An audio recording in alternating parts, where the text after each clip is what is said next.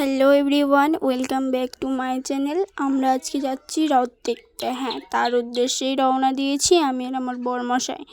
দেখো, আমার বরমশাই আবার ক্যালি দেখাচ্ছে, দুহাত ছেড়ে বাইক চালাচ্ছে আর তোমাদেরকে বলছে তোমরা পারবে কেউ এরকম। তো দেখো, আমরা এখন যাচ্ছি রথ দেখতে ভাদুরা। তো আমরা তো রথ দেখতে বেরিয়ে পড়েছি। তোমরা কে কোথায় গেছো সেটা অবশ্যই কমেন্ট করে বলো।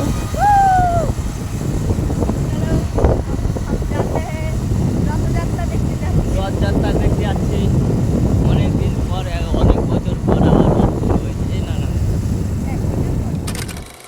তো যাই হোক গাইস, আমরা তো বক বক করতে করতে চলে এলাম রথ দেখতে। দেখো, একটা রথের পিছনে কত সুন্দর কতগুলো রথ সাজানো আছে। এই ফার্স্ট টাইম এত সুন্দর বড় রথ দেখলাম, কারণ আমাদের ওখানে অতটাও বড় রথ হয় না।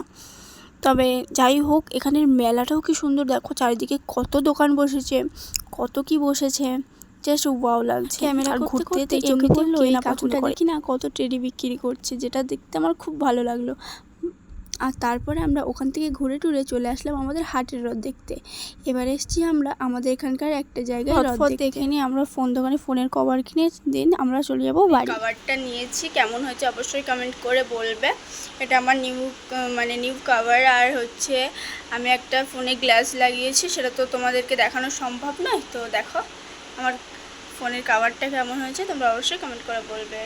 তো চলো ফাইনালি আমরা রথ দেখে বাড়ি চলে এসেছি। দেন আবার যাব উল্টো রথে। ঠিক আছে, যাবো বলছি, এখন কী হয় জানি না, না গেলেও কোনো দুঃখ নেই, কিন্তু এই ভিডিওটা পোস্ট করবো আমি পরে, কারণ যে বললাম না যে না গেলে কোনো দুঃখ নেই। আমার প্রতিদিন আমার তো যাওয়ার ইচ্ছা আছে, তো দুঃখী।